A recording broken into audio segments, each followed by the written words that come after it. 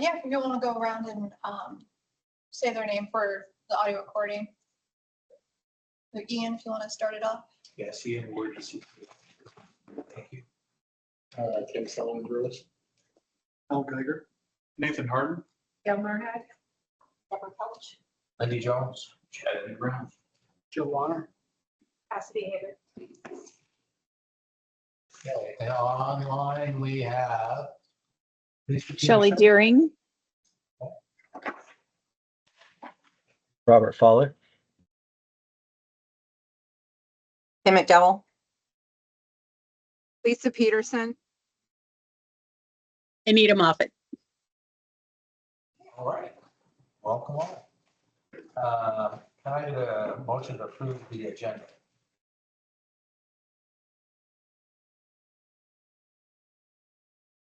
I make a motion to approve the agenda. I second. Hearing no objections, the agenda is approved. Any public participation? Okay. And approval of the minutes from our February meeting. Can I get a motion to approve those? I make a motion to approve the minutes from the previous meeting. I make a motion to second the minutes from the previous meeting. Any discussion? Anyone not? Okay. Hearing no other discussion, we'll approve the minutes and move on to old business. Gail with hospital quality dashboard. Thank you. Sharon, can you move forward to the hospital dashboard? All right. So you'll see in your packet, we did a few modifications on this. If you had any questions on it, just a few changes. Our sepsis rate is a little bit low still. We're at 44%, I believe. And then our falls, are a little high on our falls with injury rate, that the board does get their monthly updates with our falls with injury. And then our falls without injury is a little bit high. And then we had, scroll down a little bit. We have had counties, we've had a couple of those this year. That has increased our rate there. And our hand hygiene, Charlie, our infection control nurse, has increased some of our performance to increase our hand hygiene observations.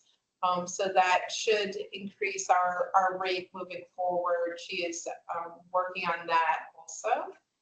And I think that is really it. And then I know Robert is going to work on some of our HCAPs and is going to do a presentation on that later. And is there any questions on the dashboard? Through the chair. Yeah. For the surgical site infections, is it a specific surgery? Is it I hate to say it, a specific surgeon, or is it just across the board? So with that, we're actually having difficulty getting accurate data out of Meditech. So this is a challenging one that we are working on. And Charlie is actually starting a new process that we're trying to get more information from our surgeons. So rather than tracking it to asking for feedback directly from the surgeons, we're actually blanketing and getting more information from all of our general practitioners in Juneau. So we're trying to figure out if we're actually getting accurate data on this, because this is a measure that is tracked via charts, but we're not actually sure if this is valid data right now.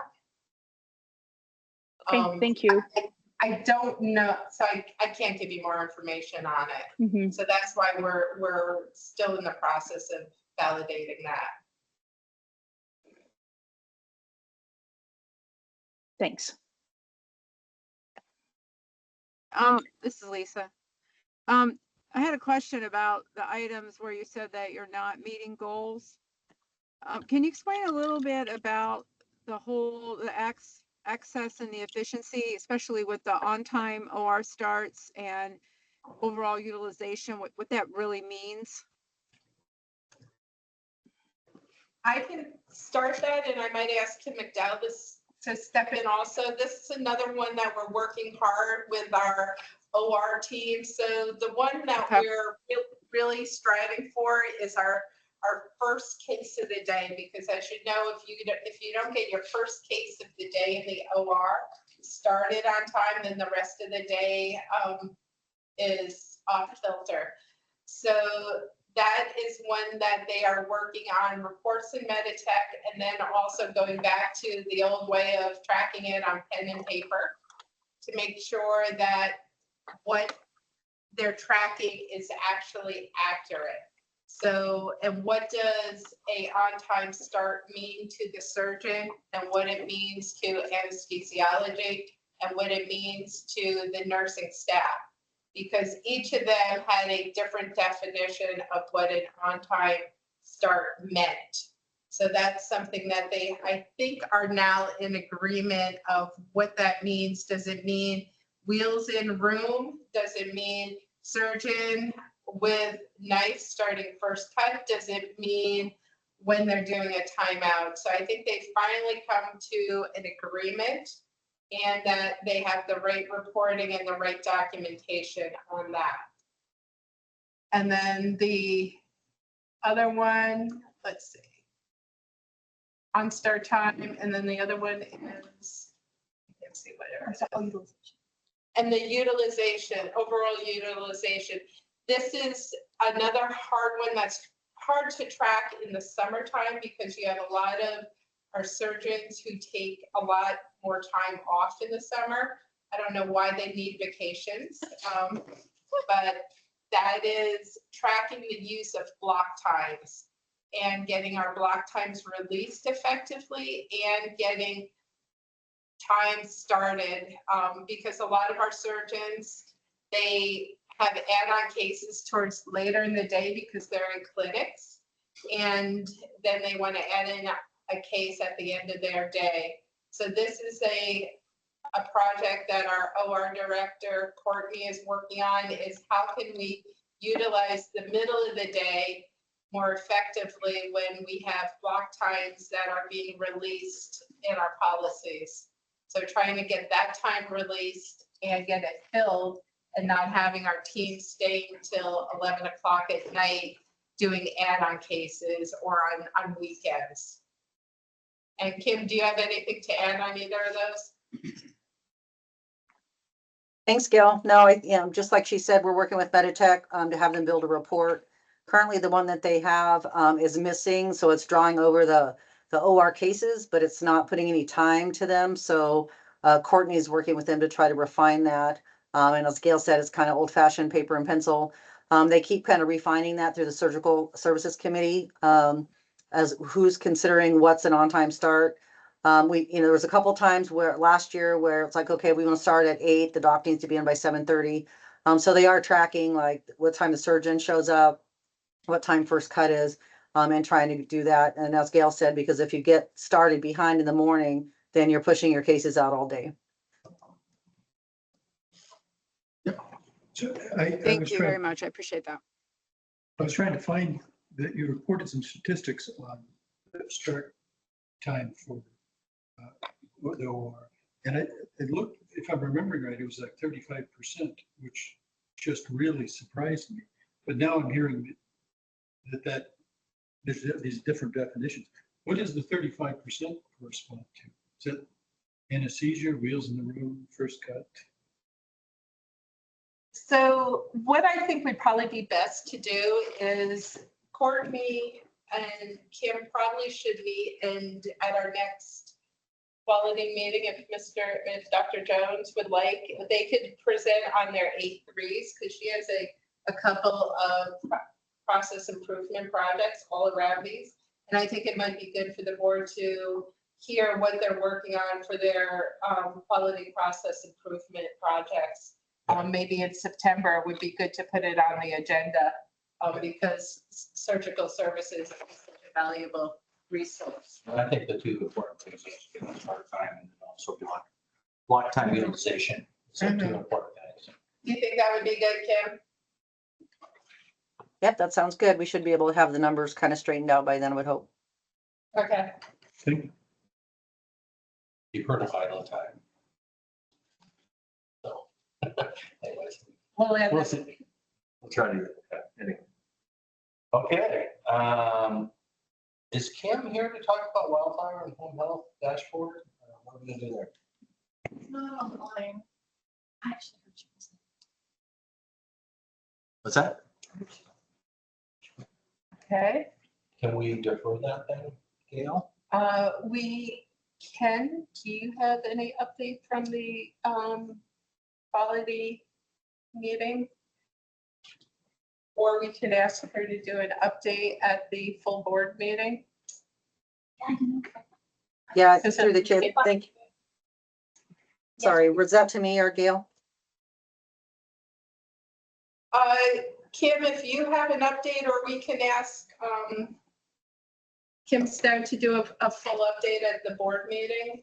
Yeah, she's out on PL today, so she'll need to do a full update at the board meeting. Deb, do you have an update that we could then maybe? Well, if I could, can I stand up to the board? Yeah, let's have Deb do it really quickly so we can free up full board time. If we can. Just to see if everyone was able to read it. It looks like she's updated for Q2.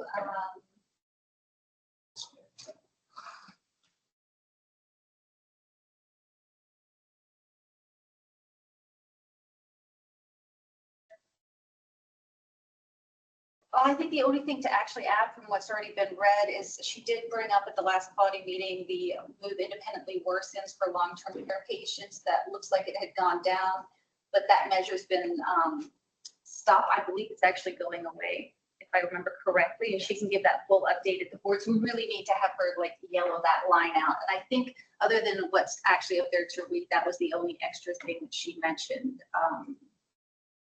And then of course, working on the occupancy. They are doing that actively, trying to get as much staff in so they can increase the patients. So. Do you know, is the staff that we need RNs or are we gonna get, are they LPNs, CNAs or all? It's a little bit of both. We have a CNA class running right now, and they should be graduating and taking their test by the end of August. And that should pretty much take care of any travelers that we have. They're going to have some travelers that are going to be helping transition the CNAs to the floor. And I know our LPN class has almost all of them taken their NCLEX so far. I know we had one who unfortunately had a medical emergency, so it's not able to start her contract.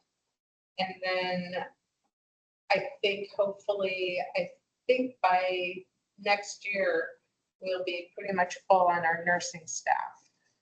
Yeah, so by September, all the CNA staff should be gone. All the traveler CNAs, that should be completely gone. And then where possible, LPNs working with an RN, can do a lot of the work over in the long-term care facility. So they're looking at how to really staff the facility using this new influx of LPNs. Same thing's happening on med centers. They're looking at how they can best utilize the LPNs. And it's same thing with OB's using them as well. It's been pretty impressive to sit with staff on some of these different departments and have them talk about what they're doing to kind of, make sure that those folks are utilized for their licensure. I know they've also hired a few full-time staff over there who've come in. Dr. Jones. Yeah, so these LPNs and all these CNAs, they're all homegrown, correct? Mhm. They're awesome. So, The only other thing, and I know Kim Stout will say it at the board meeting too, is her star rating that just kills her on that. So she had a really good survey. And the reason that went down to the one is because of their prior survey, and then they have to do a staffing report, every quarter, and that was missed, I believe, last fall, and that dropped their star rating. So CMS is behind on updating their star rating. So she is patiently waiting for that to bump back up. So that other red at the top, I am anticipating that to be jump back up, hopefully to a 3 on it. So the red on the bottom should be going away, and then the one on the top should hopefully be, by the next time she reports, be changed. All right, great. Thanks, Gail. Thanks, Deb, for filling in. And we'll go to Robert. Robert, I got it. Okay, great. Okay, hey, Robert Follett from Quality. I'm going to present the HCAHPS Patient's Perspective Report. Next slide, please. So HCAHPS stands for Hospital Consumer Assessment of Healthcare Providers and Systems. Quite a mouthful. It's a national standardized survey that's administered under the auspices of CMS. It's intended to capture the patient's perspective of their hospital stay. And the results are publicly reported via the CMS Care Compare website. So a patient, for example, can go type in Juneau, Alaska. I think the biggest scale you can look at one time is 200 miles. You're going to see us. You're going to see the critical access hospitals in the region. Now, critical access, it's a voluntary, so none of them other than Pete's Health at Ketchikan report anything on HCAHPS, but we do. But the patient can, it's mandatory for us actually, but so patient can look at Anchorage, patient can look at Seattle and compare us to other hospitals.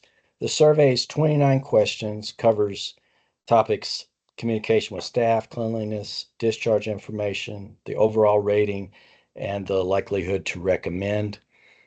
This is for adult patients, and they have to respond within 48 hours to 6 weeks after discharge. I know it says random sample, but because of our size, we send this survey out to 100% of our inpatients. Next slide, please.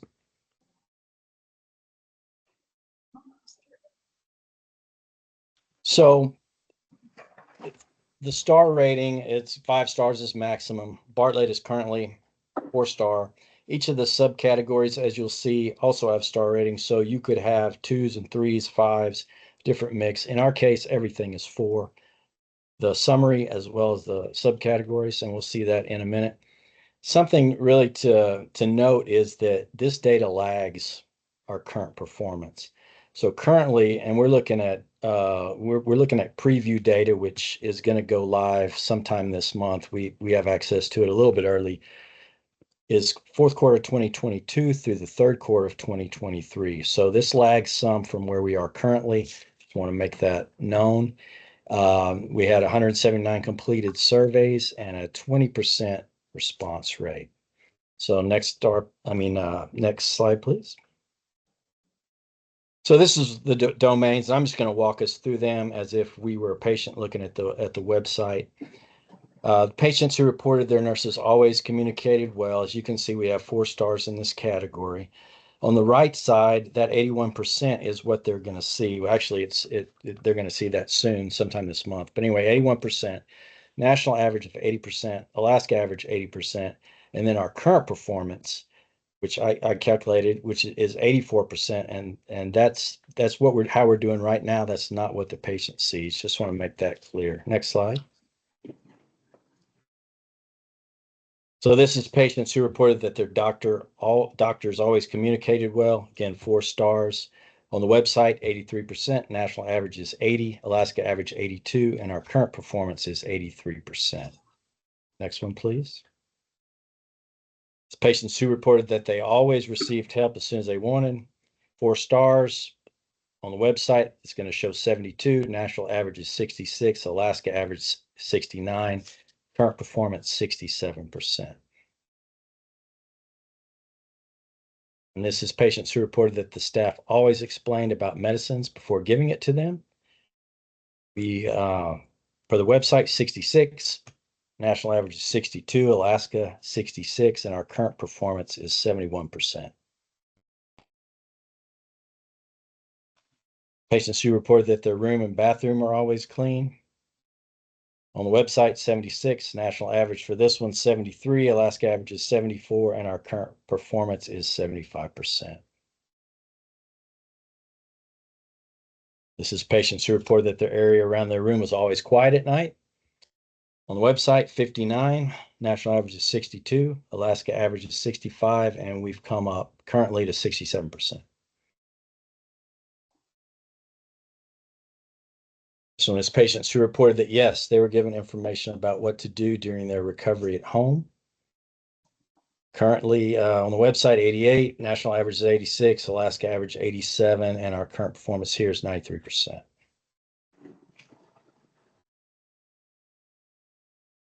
These last two kind of encapsulate the visit, very important ones to look at. This is patients who strongly agree that they understood their care when they left the hospital. Actually, it's the next one. Sorry about that. Website 54, national average is 52, Alaska average is 55, and our current performance is 60%. Yeah, that's what I'm talking about, this one. So patients who gave their hospital a rating of 9 to 10 on a scale of 0 to 10. So on the website, 66, national average is 72, Alaska average 71, and currently we are at 68. And here's the last one. Patients who reported that, yes, they would definitely recommend Bartlett.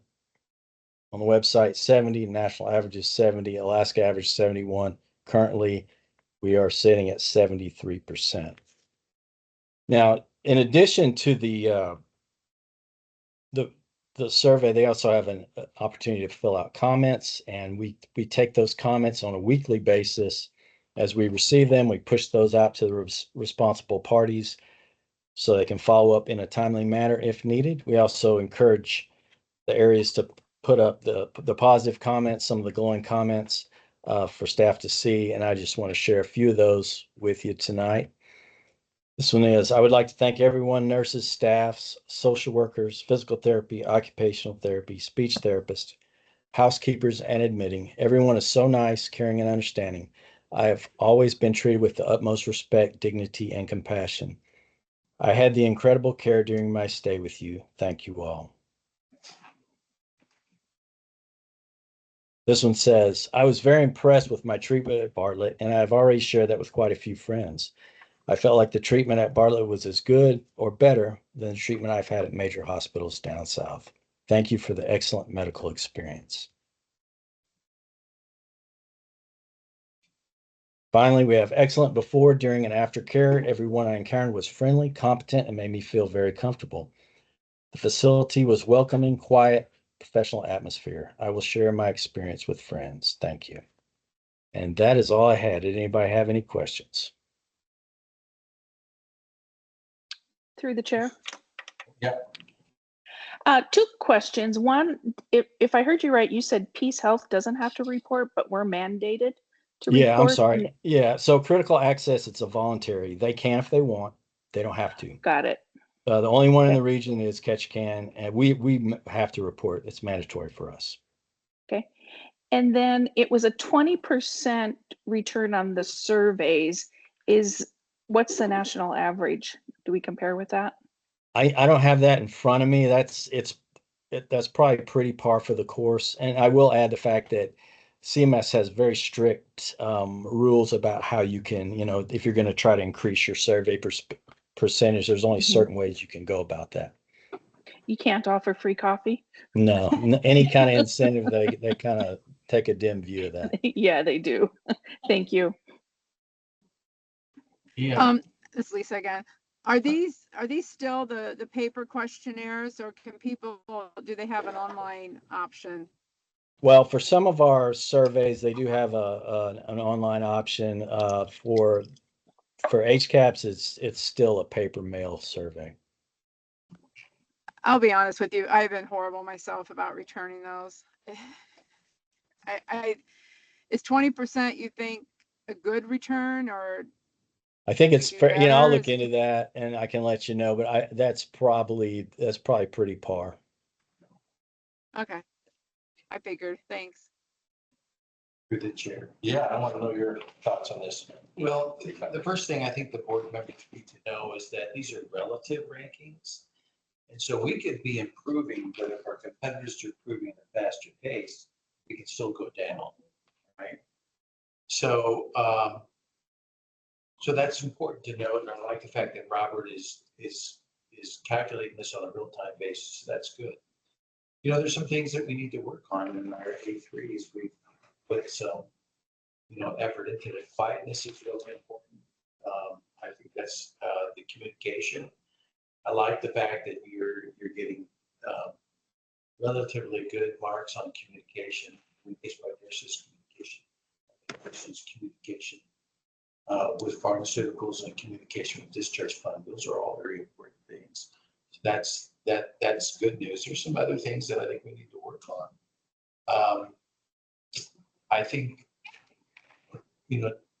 I don't know whether or not the differences between where we have been and where we're going are statistically significant. I just don't know. Maybe Robert could give us some insight on that. It feels like, 80% of people not responding is, you don't feel like whether it's average or not average, it doesn't feel like you really getting the full story of what we can do or not do. I do know that people, when they're not very happy with the care, usually build that out. And so, what I've heard in the past is skewed. What you really want to be is you want to be a 5-star. And the question is, for the committee, are we working on those things, the A3s, will help us get there? They're really important for that. And then, of course, as Robert points out, there's a lag about, is it about an 18-month lag? I can't remember. But Robert, what's the lag on this data? Yeah, so what we're looking at is third quarter 2023, and it'll roll a quarter at a time. Is that a calendar year or a fiscal year? That's calendar year. Calendar year, okay. So we're looking at basically the September, October timeframe last year, right? So that's not too bad. So, I think the board has said that we need to be the best, and 4 is not the best. So we need to be looking at the things we can do to get those things up 5. The other curious thing is everything is 4, and that's something I've not seen. I've seen a lot more variation across these in the past. Where I came from, we had a lot more language differences because the population down in the Seattle tends to have a lot more Asian with speaking issues. So, you don't have that here as much. So there's some good things, there's some bad things, not bad things. There are some things that I'd like to see improved. But ultimately, the board has given us the direction to be a 5. And that's what we have to really focus on. What does it take to be a 5? Maybe the next board meeting, we can come back and say, what are the things that we're doing to improve these schools? We also have a seasonal difference too. Tell me about that. Our scores increased in the summertime versus the Everyone's happy winter because of time. the sunshine. Oh, yeah. Our patients, because we have an influx of lower 48 patients this summer, so they rate us higher than locals. Yes. You've seen that phenomenon? Well, I've seen the ER. I mean, people, well, again, you have people frustrated because they get kicked off the cruise ship. But when they come to the ER, our wait times are really short. Our services, I mean, like I had someone came in yesterday, within an hour and a half, I had an MRI of their brain, a CTA, a CT, and a neurology consult. That would have been. Yeah, that would have been a 72-hour process. And so, and so people are really impressed with that on the outside. And inpatient services also, it's very different than lower 48. We've probably gotten more letters of compliments from seasonal people. But I think the other thing is we need to get here, from a med staff point of view, we need to hear what are we doing that's not getting us 5 stars? Because if communication from the provider to the patient, whether that's in the ER or whether that's on medical, is not there, it's really hard to make it up. So again, if you find issues that we need to bring to the med staff, that would be, I think, important to get them. That's good. We'll start doing that. Andy, any more? Yes, sir. I see it up. It says the average in 2017, 26% responsible. 6 over 20. That's 2017, so the most recent data. That's just amazing because most average surveys are about 10%. Yeah. So for me to go 20%, that's real great. And non-HCAPs, you can do it online. Yeah, that's. I just did mine. Yeah, that's what the article from the American Healthcare Association, actually, American Hospital Association, talked about the modality and how people get frustrated with the phone call and give up or. Yeah. So like our outpatient services like DI or those areas, you can do it via text. We push out a text message, so we get a lot higher returns on those areas, but it's not required.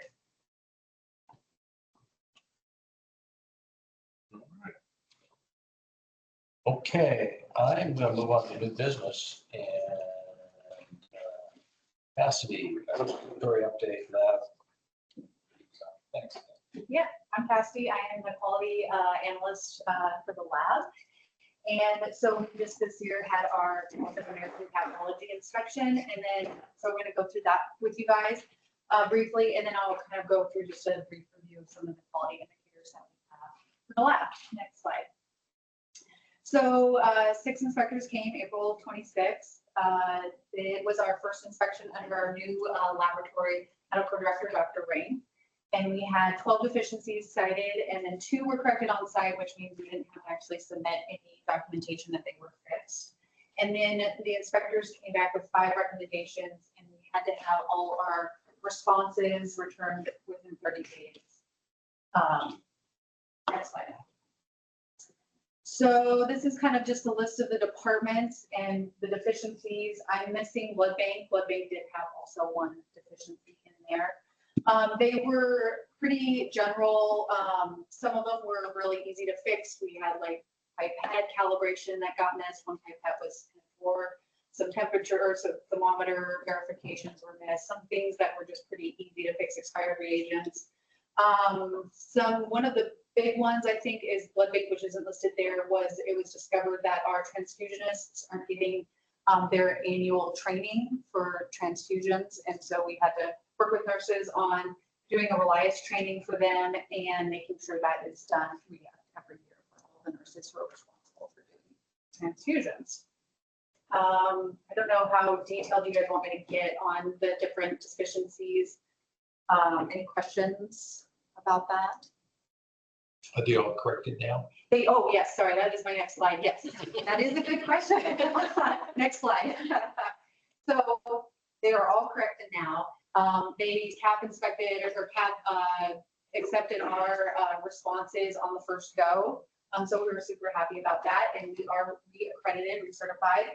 And then next year we will have a self-inspection, which is how the cycle goes for CAP. And then 2026, about the same time of year, we will do this again. So yeah. Next slide. So one of the things that we really wanted our inspectors to put input on is our mass transfusion training, or not training, but product protocol and our emergency release units for blood bank. Patients come in, they're bleeding, they need uncraft matched units, whether it be an MTP, full MTP, or emergency release units. The nurses and providers were really wanting a change to this process. And basically we weren't treating it quite like a regular transfusion, but they were still having to go through the process in Meditech, all the checks and things, and they were wanting to move it to a paper. And even though things need to be quicker, because it's emergent, we still have some basic rules that we have to follow, and they still have to do all their checks and documentations. And so the inspectors had deemed that we can move when it's in these kind of situations for mass transfusion and emergency release, we can move those to paper requisitions. So then they can mark on a paper form instead of going into Meditech and having to do all the checks there. And next slide. I'll just very briefly go through it. This form really hasn't changed much. You know, the doctor wants 2 emergency release units. He fills all of this, he or she fills all of this information out, sends it to the lab. The only thing that's changed is we at the bottom, we're now tracking MTPs, the time, which I'm really excited about because then I can kind of pull that data and see, okay, well, how many MTPs do we have this month? When were they started? When was the call? When were they finished? How many units? So I'm excited to be able to get that data. Next slide. And then this is the actual what comes with the unit. And so it's a little tedious, I'm told, for the text at the moment, but we're working on improving that, where they have to write the unit number, they have to write the type of product, the blood unit, and all of that. But it's, from what I've heard, much easier for the nurses, where they can do all their checks on the paper and not have to actually go through. And then the other part of it is, after the emergent thing is released, it was also really difficult to get Meditech to coincide that this unit's been transfused. I mean, you do it, but all the documentation has to be there, if that makes sense. And, you know, it's just a little easier to put that out. Any questions on that? Next slide. So this is, I'm just going to go briefly over some of our indicators.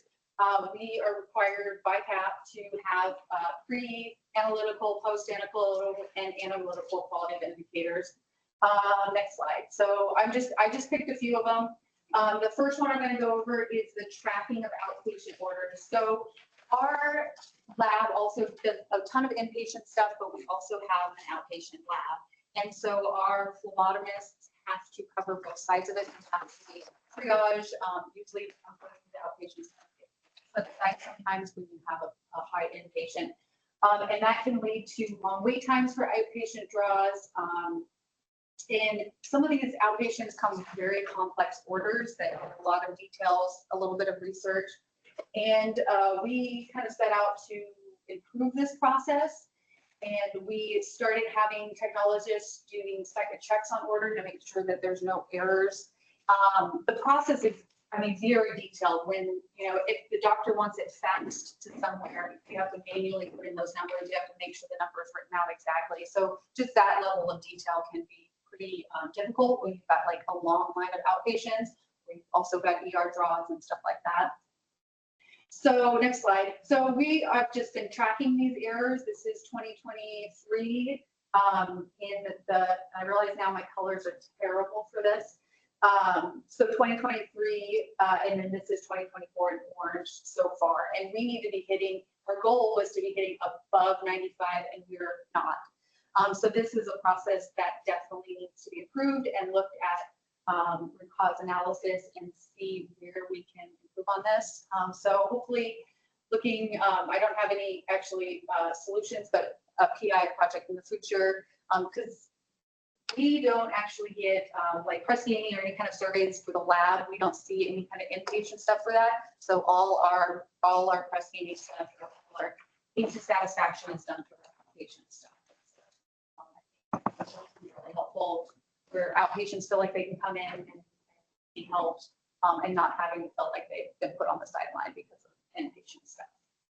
Any questions? All right, next slide. So this is one of our newest measures we've been tracking, and this is the tracking of histology specimen problems. I started doing this in 2023. Histology specimens are, most of them are irretrievable specimens. They come from the OR. They're, biopsies of patients, and we were seeing a high rate of errors. We don't reject anything in histology. We just kind of deal with it and do our best, but that's not the best for patient care. And so 2023 was just tracking errors. And this was the kind of errors we were seeing: a lot of formalin, not big enough for the specimen size, some labeling issues, and then incorrect storage containers or storage. Next slide.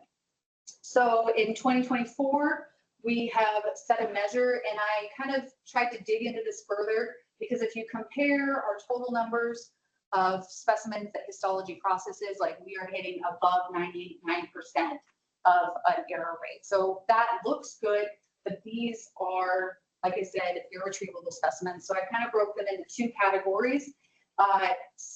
Errors that integrity is not compromised, it's not great, but that specimen isn't been compromised at all. And then errors that the integrity actually has been compromised. So that is in orange. So you can see the not enough formalin size, that's kind of gone down, which I'm happy about, but our labeling issue for some reason has gone up. So we're tracking all that. And then if you go to the next slide. So we also in 2024 started working with the OR with how we can improve this. And these are kind of the things that we've come up with. We found either the nurses weren't going through NAO, or they were getting too much information during NAO. And so all our OR nurses come through histology independently as part of their training, and they'll get walked through histology. We're working on it. Quite hasn't been published yet, but like an algorithm, because there's a lot of if this, then this, especially if the specimens are split with microbiology. And so that kind of gives them a guide. The next step of what we're working on is technologist training. So a lot of these issues are coming in the evening or night. And so we really want our technologists to be a resource for the OR nurses of what to do with the specimen. And then lastly, fridge space. If everything is to go in the fridge, we need a bigger fridge, but any kind of questionable specimen, if you're not sure you don't have enough formalin, if you're not sure about this, put it in the fridge, and that will help preserve the specimen. So we're really pushing for that. Next slide. This is just one of our ones that I was just going to go through with you, is our blood culture contamination rate. It's something that every hospital has to track. In 2022, they had come out that we needed to lower our numbers from a 3% contamination rate to a below 1%. And that was a pretty big push for us. We worked a lot with the ER on trying to get those numbers down, a lot of training. And you can see we did really good. We were doing good in 2023, kind of wavering up and down that 1% mark. And now we're kind of slowly ticking up a bit. So we need to start working with ER again and with our phlebotomist to see, how to get that number back down. Yeah, so that's our blood culture contamination rate. Last slide. So then I just thought I would throw in this. These are kind of just some new tests that were added. A lot of, so we are doing gonorrhea and chlamydia in-house. PCR takes 90 minutes for us to run. We have a vaginal panel that will replace the wet mount. So trick, yeast, BV, we can also do on the same specimen as the chlamydia gonorrhea together. Vitamin D, procalcitonin, and then we're excited in 2025 to be adding the BioFire, which has different PCR panels. So patient's blood culture goes positive, we can run it and it'll tell us what the organism is. If it's part of the 23 or 24 list of organisms on there. And then other ones that are on our list to do is a GI panel, so that will replace the stool culture, so we don't have to send all of that out, which we do. Meningitis, encephalitis panel, so that's CSF, and then the joint infection, which is also, so excited about this. Any questions? Sure. Just a couple of comments. Thank you so much. I do get her data. I look at it. In fact, I was looking at it just about an hour ago. But anyways, when I talk about the elements of a hospital, it's required to have an ER, and that's working quite well. Then you have to have ways of telling physicians if someone's sick. That's history and physical, that's lab and diagnostic imaging. So what you're seeing here is really a very well-run lab, thanks to John and everyone else. They're really looking at their quality data and trying to figure out how to improve that. So one of the most important elements of this hospital is the ability to tell if someone's sick and see the progress in their treatments. In lab, I don't know if this is right, but I've read that lab usually is about 70 to 80% of all of the ways of telling a physician if someone's sick. 70 to 80% of the people are diagnosed that way. So that's a really important element to the hospital. It's working quite well. Of course, you know, OR is a very important element that we still have a lot of work to do, but we're working on that. So my thanks to Cassidy as well as John. I did have 2 questions. Okay. In terms of when you have a compromised specimen, how many times do you have to go back and get another? I don't think we ever go back. Well, actually, maybe that's not true. That's not true. Now that, yeah, you're right. That's not true. I don't know the numbers for that, actually. So that would just be, Yeah, you know, no, something. I And like then, that. and then the other thing with regard to blood contamination, I think that was it sample or blood contamination? So It was it's the a second blood one. culture sample. And we're looking for bacteria in the blood culture, but we can contaminate that with skin flora when we draw it. And so So that's how we're taking the sample. Yeah. And is that with the staff or is it the person or both? It's mostly with the staff, yeah. Yeah, So not, that's a training issue. it is, yeah. Training, but you know, I think part of it is that it gets hard, you know, it's harder to draw people's blood now because of, you know, the challenging people, you know, people that have bad veins, or because of a lot of medical issues, because of IV drug use. So you're trying to draw these blood, and it's really, really hard. So your chance of contamination Goes up. goes up. I can see that. Yeah, yeah, so that happens. Yeah, the harder the draw. The harder the draw, The higher the risk. the higher the risk, yeah. But of course, that those people also probably are in environments that are much more contaminated too. Exactly. Higher risk. Higher risk. Yeah, thank you. All right, any questions for Cassidy before we move on to Chad?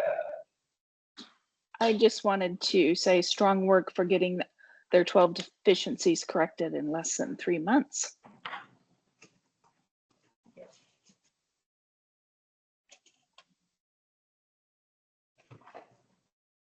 Chad, I'm up. All right. So just a brief update on wellness and compliance.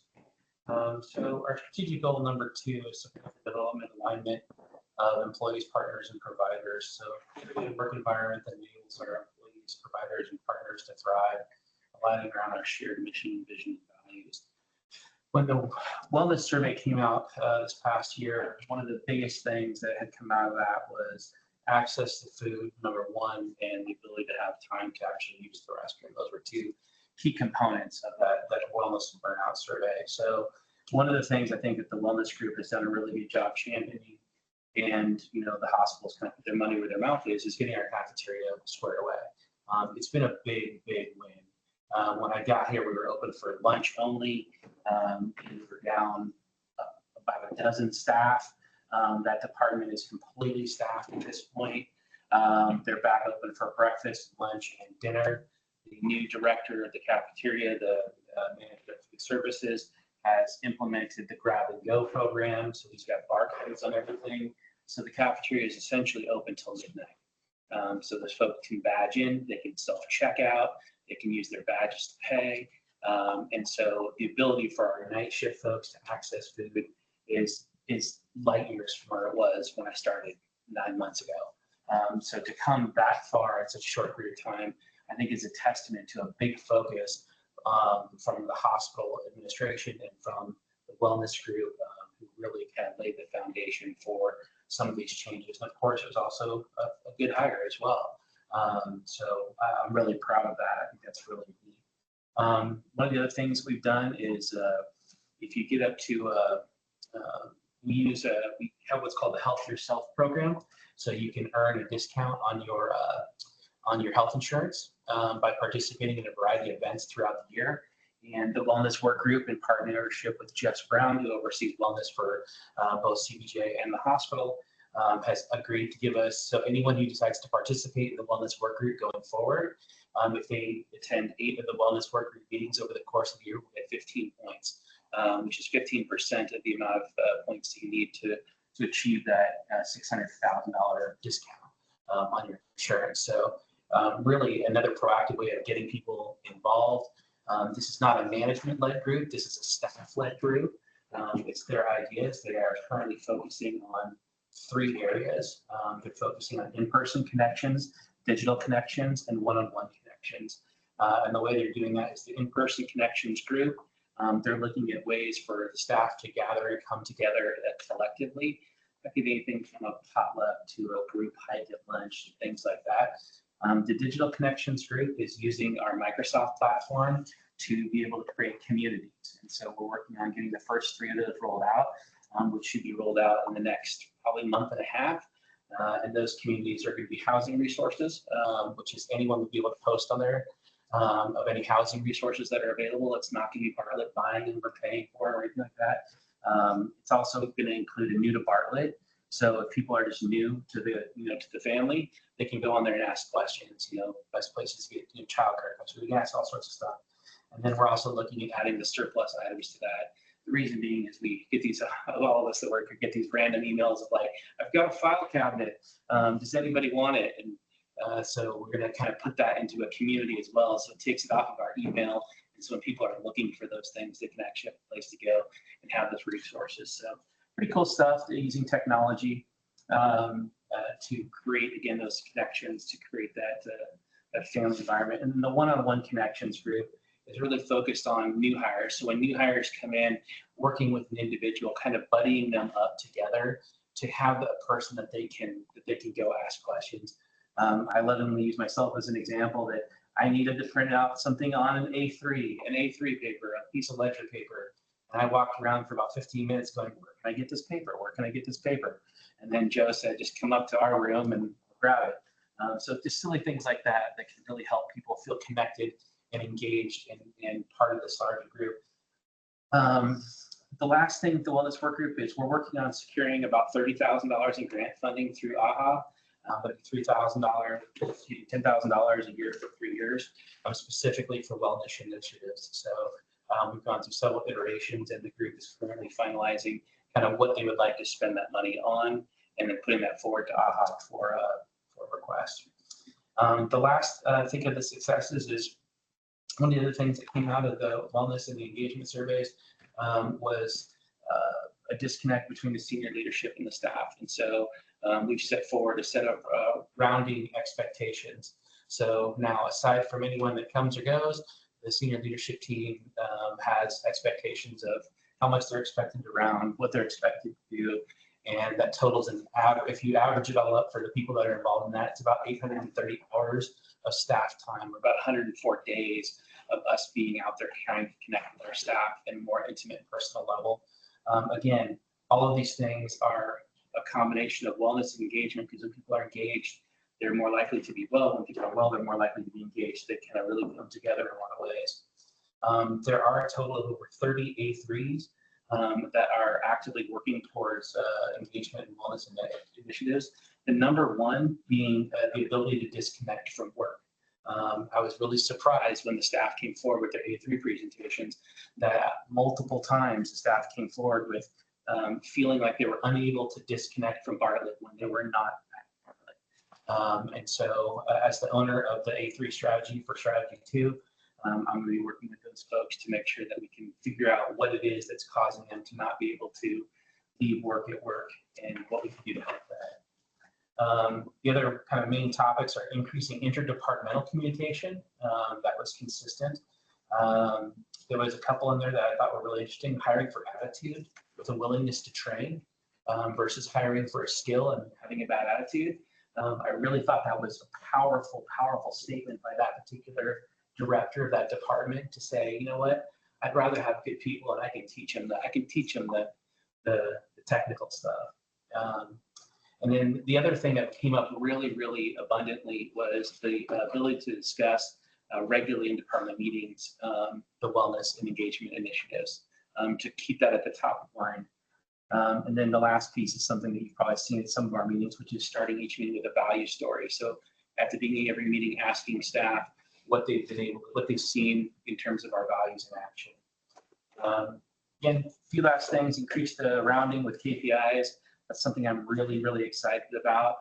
We've been kind of getting our benchmark to see kind of where we can manage an effective team, and we're starting to track it now. So we have goals and we're working to meet those, which is really exciting. Peer-to-peer recognition, another one. Personal thank you cards and notes. I know those have been going out from all the senior leaders. We're taking time to really, if we hear someone something special, to really take the time to sit and write them a handwritten card and tell them thank you for what they do. It really does mean a lot. And then the last bit was additional team building activities, and that's through those different engagement groups. So overall, making progress. Happy with the direction that we're headed, and looking forward to getting some additional data here, particularly on the engagement side come September, to see, like I said, last year was kind of the benchmark year. This year is going to be a year that we can hopefully have seen some progress and again, focus on the trends. That's where we're at with wellness and a little bit of engagement thrown in there. I just have one question. So you're going to have, will we redo the press gaming stuff? Is that what's going to happen in September? Yeah, we signed a press gaming for 3 years. So Was that? 3 years as we've got them. So and that's in every year. Yeah, which is again, really nice to develop consistency around these things. One of the hardest things is if you change surveys, if you change methodologies, then you're getting different things. You're comparing apples to oranges. So having some consistency in that capacity, I think will really benefit us. And again, I look at this past year. I know we've done some in the past. There's probably been some good information there. I don't know what was done with it in the past, but to me, I looked at the last September as kind of the foundation. Like, this is the floor. Let's see what the floor looks like. Let's see how stable the floor is, and let's start to build from there. Didn't you also ask for a discount? Yes, we got a discount with press gaming. Yeah. And then. Gotta ask, man. And then I have to apologize. Chad actually has an excellent presentation that I missed getting to Anita for this meeting that I'm going to ask Anita to put into the full board packet. So he did an excellent job without his presentation up. So, Wow. so Anita thinks that Chad's thinking everyone's sliding him. I will take credit for missing that. No, not at all. No worries. It's all good. Any questions for Chad? I kind of got a question for you, Dr. Jones. Have you, you've been a really big proponent of this employee engagement survey and stuff. Have you seen any changes since this has happened? Any changes of the implementation of things that are happening? Again, I just think I can't say about the survey. I gotta say that there's tough times with, union negotiations are always a tough time regardless. But I feel that the staff is more comfortable with things than they were a year ago. I mean, I think that they're, there seems to be more stable, more consistent, more kind of directions, and I think the staff is responding to that. So I'm very hopeful. I think it will be great to just kind of, I think really, for what I think really that the senior leadership knows really needs to inform the staff that, hey, we saw this information. We're working on this information. And, in September, we're going to see if we're doing any better. If we're not, we're going to do this just to really show that they're doing it. But, I think things are definitely in the right direction as far as staff goes. This is a board, is a governing board, not an operational board. The only thing that we can tell the metrics is by what you guys tell us. So that's kind of, I'm asking you because you're like. Right. Well, I have to be a little bit biased because, again, for me, things are much I think other people, I'm not, I'm not hearing what I heard 2 years ago. And, and frankly, I mean, one thing is the cafeteria. That guy, service, not that that's the only thing, but you talk about service, this guy's service oriented. I was like, hey, I'm gonna do this nice, what can we do to make it better? And that's really, that's been helpful. And I think then again, just the whole, the whole direction has been. Well, just kind of listening to Chad's presentation, I'm hearing him say that one of the complaints that the staff has is the disconnect from Bartlett when they go home. And that we're even addressing something like that, it's pretty good. I'm really glad to hear that. Again, it's something that I'll never be able to make hear from you guys. Through the chair, what was so interesting about that particular topic is that didn't, if you look at the engagement and the wellness stuff, that didn't rise to the top. Yet in the A3, it was one of the most predominant ones that people wanted to focus on, which was really fascinating to me as a HR person. Because again, I know, there's some of us that have work phones, right? And we don't escape it. It comes with us wherever we go. But to have staff who are saying, I can't disconnect. What is it that's causing that? What's the root of that? How can we address that? How can we give our folks boundaries? How can we be setting boundaries? By the example that I like to use is, if I'm sending emails at night, I'll purposely delay them until 7 a.m. So I don't want anyone on my team to think that they have to respond to me at 7 p.m. at night. Just because I'm working, that works for me. It's the time that I have maybe a little bit of time to get some extra work done. But I don't want them to think that they are there or have that phone ping or a Teams message ring, right? So that way they can disconnect, they can leave, and they can actually recharge. Because if you're recharged, you're better when you're.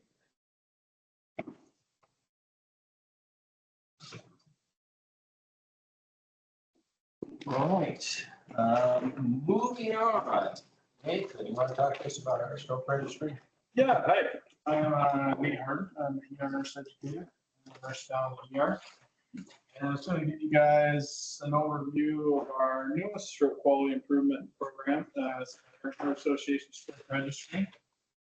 And what that is just a huge database that thousands of hospitals across the country enter their stroke care data into. It's a big long form. They measure all kinds of different criteria. And we are entering our data. And what the American Heart Association does, they use that data for research programs to improve stroke care across the country and put out best care guidelines for people to follow so that we can make sure that we're headed in the right direction when we measure our own stroke care. We get access to this data and we can run reports on it and graph it. You guys will see some of those here in a little bit. And we can measure ourselves against other hospitals in the country in a whole lot of different ways. We have a couple here coming up. But, next slide, please. As far as what we're focusing on, because of our size, the services we have here in a rural location, we qualify for the Rural Accelerated Program measures. Those are 10 different measures that are really focused on initial recognition, assessment, stabilization, and treatment of stroke, and then transfer to a higher level of care to continue a tertiary facility. We also admit some of those patients that maybe start out that way, and then we decide later on that they either don't meet criteria to go to a bigger facility or they don't need to and they stay here. So we do track some inpatient data, but it's mostly from the emergency department and mostly time-based measures on how well we can deliver this care and assess these patients and get them where they need to go, because we like to say that time is brain. Longer somebody's brain remains ischemic, kind of work they do. So as you guys will see, a lot of these measures have to do with time. In order to be compliant with these measures, I say compliance, but there isn't really we're not dinged if we don't make it on here. This is just a way to measure ourselves. This isn't a public database. In order to say that we're meeting these best care guidelines, next slide, please. They want us to have 75% compliance in each criteria. All the criteria are up there. There's a little bit of recognition. If we do make 75% for over a year, we can say we're gold certified. If we make it to a year, we say silver, and then bronze after that is 2 quarters. of compliance with these measures. We enter a lot more data than just these 10 measures, but these are the ones we kind of focus on as a rural facility. Next slide. So this is just kind of an example of the reports that we can run. I'm just going to go through these different criteria. On the far left there, the reddish orange is us. Gray is hospitals across the country, of similar size, 0 to 74 beds. And then yellow is all hospitals that participate in Alaska. On this one, we made 75% of our patients that got T in case got it within 60 minutes of presentation to the ER, which is usually our goal. So from when they register, they get assessed, they get a CT scan, they get a neuro consult, and then they get T in case. Needs to be less than 60 minutes. This is a pretty strong category for us. I'll tell you the ones where we do miss this, it's usually limited by 1 to 2 minutes. We get this done pretty quick, and I think it's one of the more important categories in here that we do, and it's a strong one. So I was glad to see that. Next slide, please.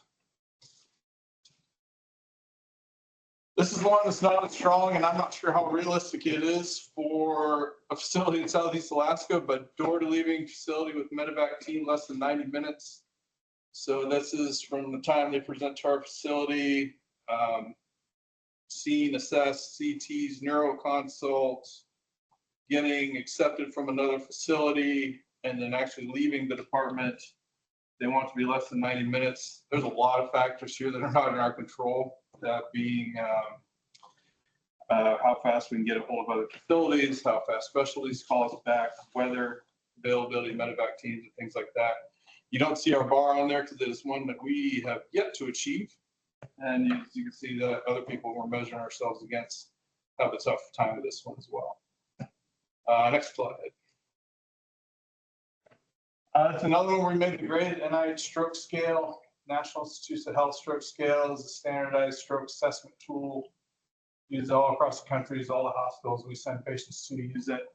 One of the requirements is that we have one either from a physician or a nurse when they're first assessed, and we're at about 82% here, which is great. I actually think this is probably underreported in that we do it a lot more than we actually document it. So this is good to see. Next slide. Door to CT scan in less than 25 minutes. So this is one that's another tough one. It sounds simple enough, but there's a lot of factors depending on what's going on in the department, availability of CT scanners, patient cooperation, stuff like that. We're about 35% of getting people to the CT scanner in 25 minutes. I think it's one of our strongest opportunities for improvement, and it's something we're going to be looking into. But that's where we're at right now. Next slide. Swallow study performed before oral fluids or medication. Stroke patients sometimes have weakened ability to swallow. It's not always obvious. This one's a little detail in that they want specific validated stroke tool or swallow study used. The standard here at Bartlett is the Yale swallow study. Again, this is more of a documentation issue. The idea that we only assess the swallowing ability of 70% of our stroke patients, I think is a little low. I think it's somewhere we could do better documentation on it. Next slide. Documentation of last known well. This is a big deal for all our time-dependent therapy, including T in case, mechanical clot retrieval, and just base predicting patient outcomes too. We do good in this one. We're at about 78%. Just making the grade. It's another thing that we do a little bit better than everyone else on here. I would definitely say that we assess last known well a lot more often, 77.8%. A lot of it is how it's documented, and there's a lot of gray areas in how it's extracted, but we're doing good on that one too. I'm not sure I know what that means. Last known well. Last known well would be when the person was discovered with stroke symptoms. Okay. And so that can sometimes be at the same time as someone sees them their face start to do something like that, or if they live alone, they could go to sleep at night and somebody go check on them and they have stroke symptoms. So again, it's a time element between when they actually are okay and when the stroke happens. if they were 2 days between getting a stroke and hitting the ED, that could be deleterious to their. But if it, Absolutely. okay, And all these therapies are so time dependent. right. I mean, like within 3.5, 4.5 hours. Yeah. It's really aggressive with how fast you're getting to them once they get here. Yeah, and that's, once they get here, we get on quick and get them taken care of. And yeah, and basically the amount of time they present also kind of limits their treatment options too. What we can do. Sure. Okay, got it. Thanks. Next slide. This is one that I think I need to look into a little bit more. This one doesn't have to do too much with Bartlett. This is EMS officially notifying us that they have a stroke patient. This has to be specifically documented as a stroke alert or stroke team activation. Thus far, I've only been able to look at our documentation. I recently got access to CCFR's documentation. So I'm going to go back through and look and see how they document their calls to us. And I anticipate that this number I should get quite a bit better once we start going back through and looking at that as well. But again, I think this doesn't really reflect reality, and that most of the time, more than 63% of the time when EMS calls us, they make it known that they have a stroke patient they're concerned about, and that they're time dependent. So this is kind of a data abstraction issue, I think, something I'm still kind of working on. Next slide. Non-contrast CT MRI interpreted 45 minutes presentation. So our initial CT is a non-contrast brain CT to tell us whether or not the patient's symptoms are from bleeding or clot. This basically is where the algorithm splits and decides which path of care we're going to go down. So this is something that we want to do quick when they get there and get it interpreted really quick. For this metric, it can be interpreted by an ER physician or a radiologist. And again, we're at 80% on this one. That's really good.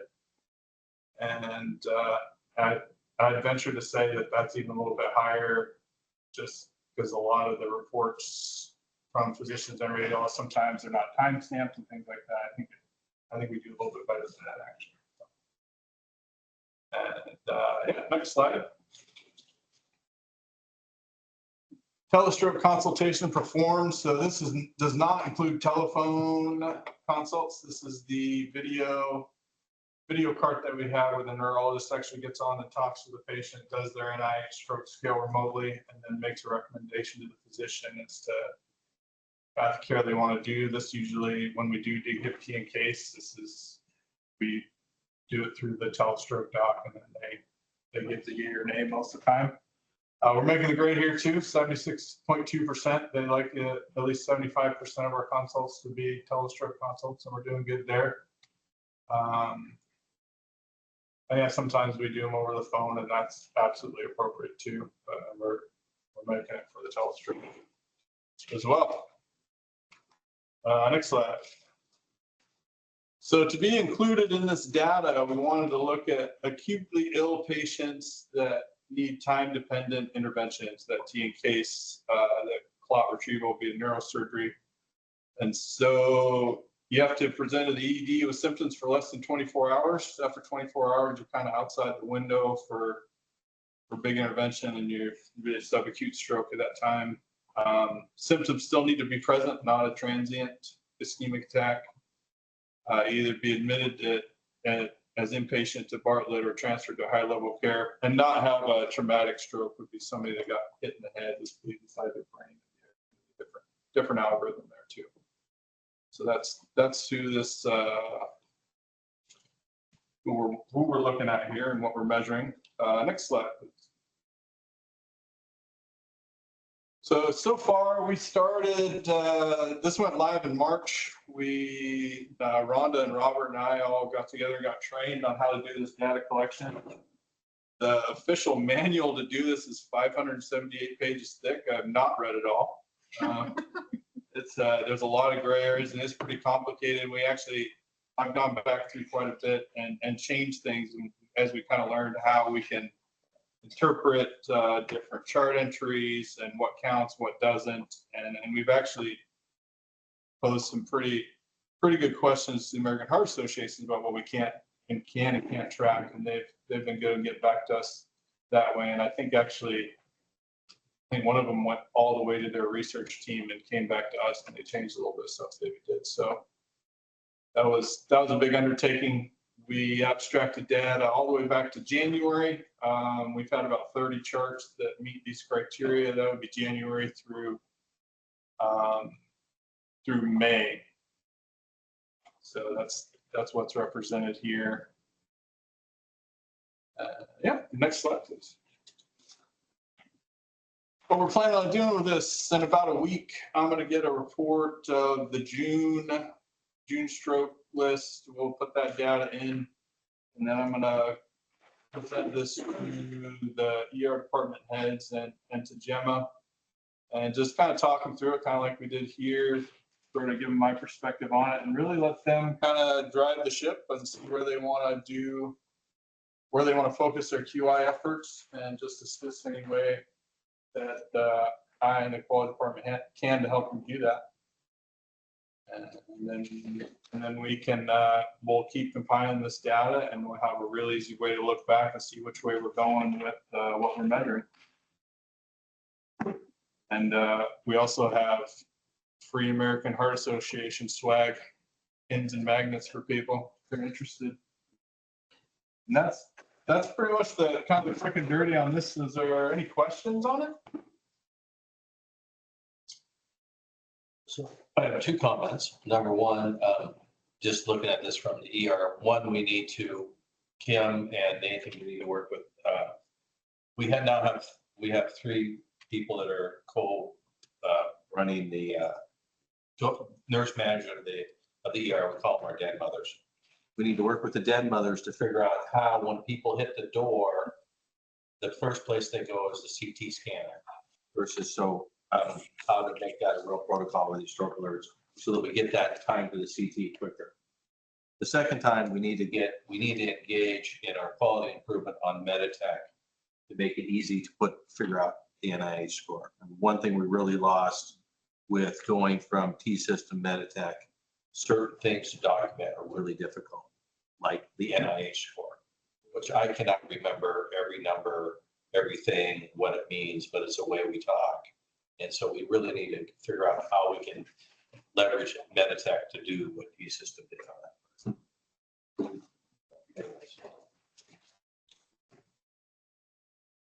Through the chair. Yeah. So, Lindy, is the ER still utilizing the early medevac activation for time-sensitive patients, or does that need to be reviewed? Excellent. I figured, but I thought I just did it 15 minutes before I came here. So nice.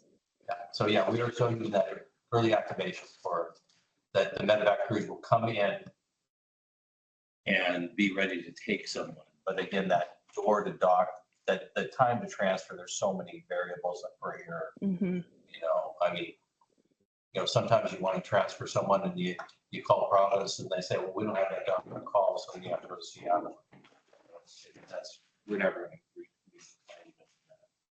No, I think it's important to really look at these and decide which ones we can own, you know, which ones we control the variables, the door to CT is one of them. So if we can get those as short as we can and get them done as quickly as we can, it gives us more time on the back end to meet those measures as well. So I think that's going to be one of my recommendations to NIH might be built out in CCU, because we used to have that built in, because we used to do it in CCU. So you might want to look at their documentation and their intervention for nursing up there. Maybe be able to copy it. Have to figure out what apply. Okay, Gail. All right. Sure. So don't get too scared on some of our numbers on these, because we went to a new occurrence reporting system. And with that, we're able to pull out data a little bit more thoroughly. So some of the numbers are a little bit more robust than we were able to pull out before, and we're able to track a little bit more.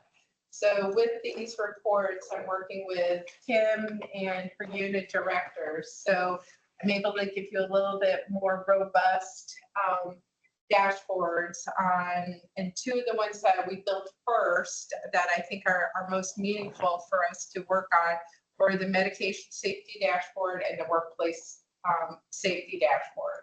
So on this one for medication safety, we took our antimicrobial stewardship data that has been tracked for a long period of time through our pharmacy and therapeutics committee on some of our antimicrobials that we have been working on reducing for many years. I know Dr. Jones, you've been looking at our goals and looking at some of our antimicrobials that we have. So this is just trending from our prior year and looking at our quarters and where we are on that, on those. And then our medication events, we have them right now. I have created our medication events by department. And if you scroll up a little bit, Sharon, the other way, down, sorry. That's okay.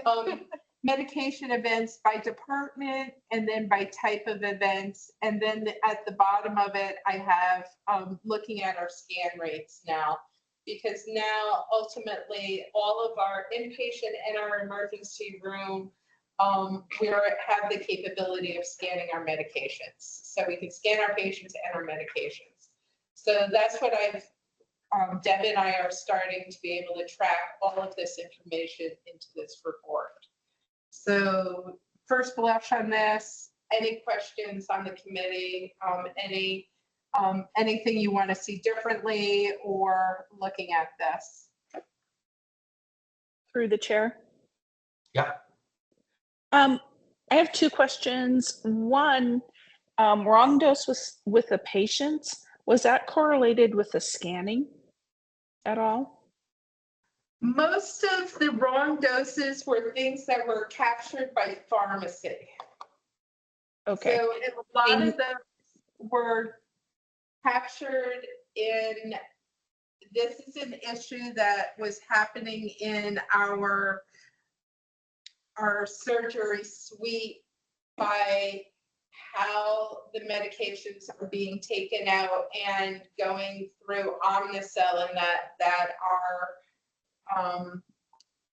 Courtney, our surgical director, is trying to do a process improvement right now, because the tracking of the medications as they're pulled to the patient, they're working on that diligently. Excellent, because that's when you can change. And then my second question is does this track near misses at all? Because I think those are really important also. But I know you're working within not an easy system.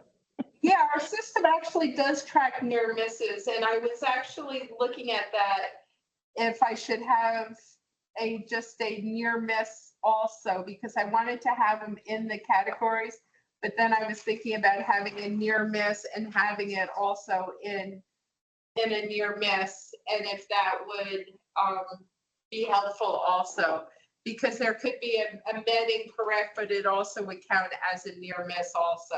So I think we're thinking exactly the same. Thank you.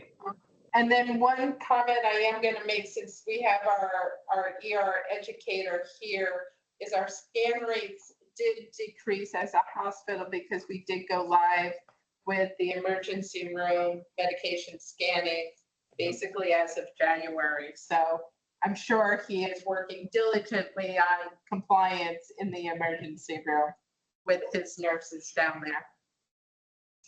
I think we're also working on making the ER scanning completely functional within Meditech too. I think that is a huge obstacle right now. Perfect.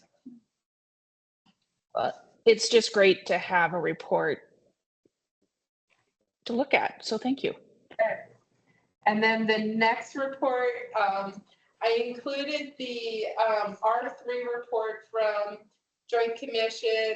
You'll notice that workplace safety is something that the Joint Commission and CMS wants reports given at the board level on workplace safety. So this is something that we have been developing over the course of the last 6 months. So this is a new report that needs to go up to the board level. So the first area is our OSHA reportable events. And you will see they are very specific on things that are reported on the OSHA 300 log, which are needle sticks injury, and then all other illnesses, and then total days away from the job and days away from work. So that information comes through HR. And then on the bottom section, this is coming from our occurrence report. So these are reports from our staff on workplace safety that they are reporting that they have either a verbal incident. And what I did with the verbal incidents is everything in the different departments except for the professional conduct line that's highlighted. So all of the departments where they're listed out, that would be a patient who had verbally confronted our staff. The professional conduct ones are all departments where it's professional conduct, so staff to staff, staff to physician, or physician to staff. So that is the entire hospital lumped together in that area. And then the workplace physical incidences are reports of patient, visitor against staff.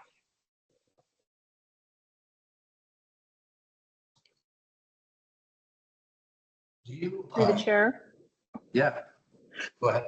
So I'm assuming that the professional conduct is getting addressed.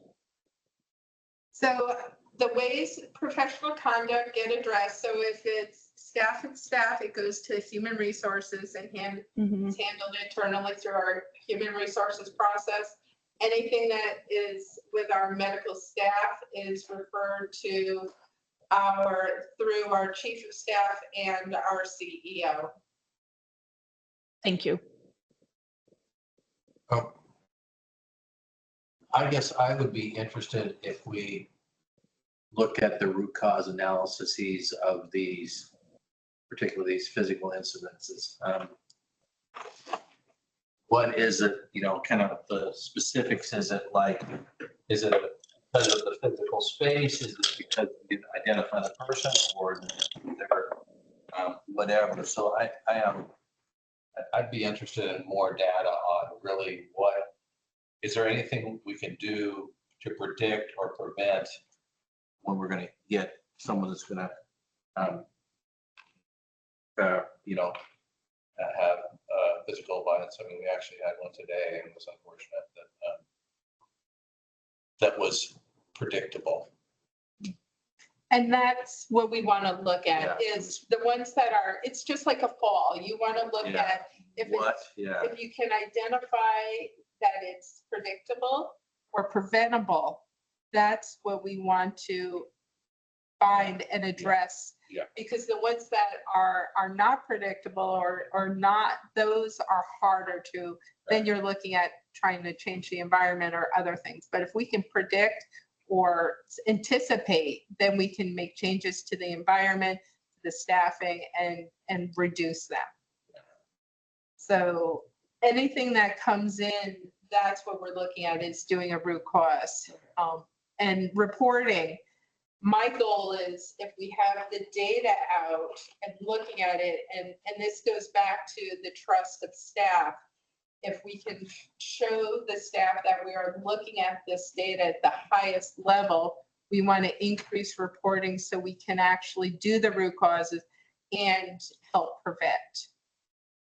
Yeah. We'll chat about the one today. Absolutely. And hopefully someone reported it. That's the tough part. I don't know if they did. Because it becomes part of the culture of I'm working in this environment and I'm just going to accept it. Yes, and then exactly. there's But it's again, hard to it's change one it. of those things that knocks your burnout and you get. Through the chair. Yeah.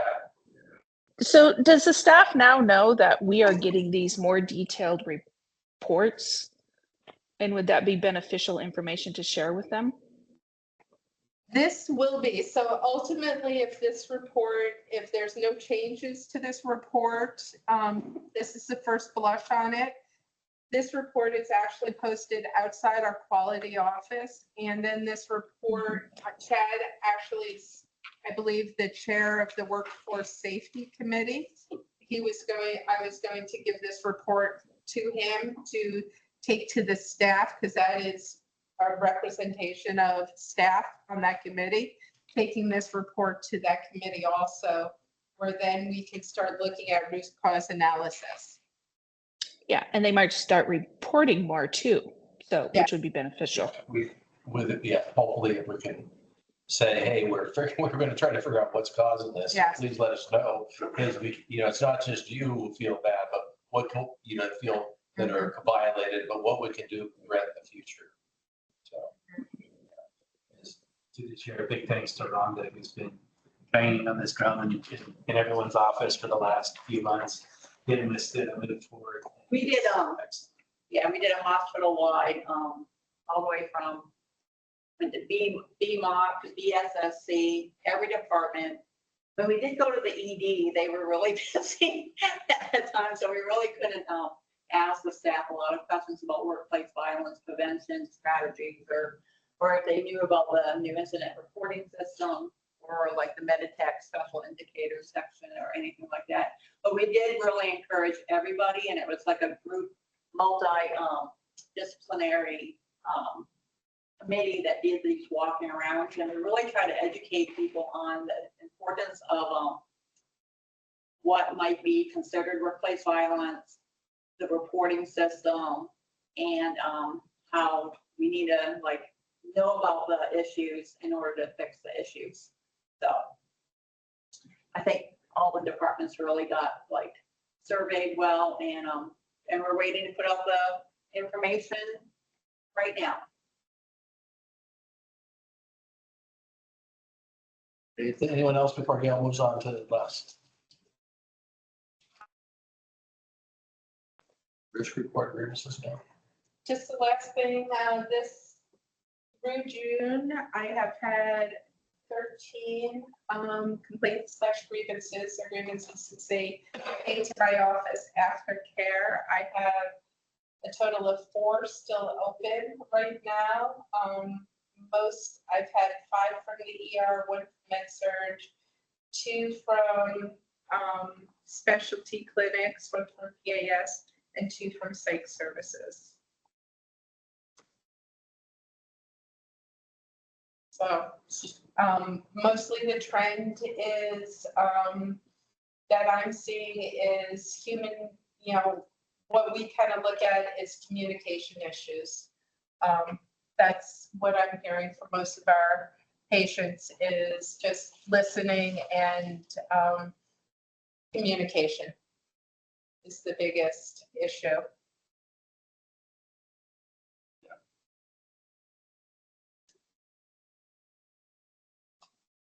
And that is all I have. Sir? Great. Any committee comments or questions? Hearing none, let's adjourn the meeting. Thank you.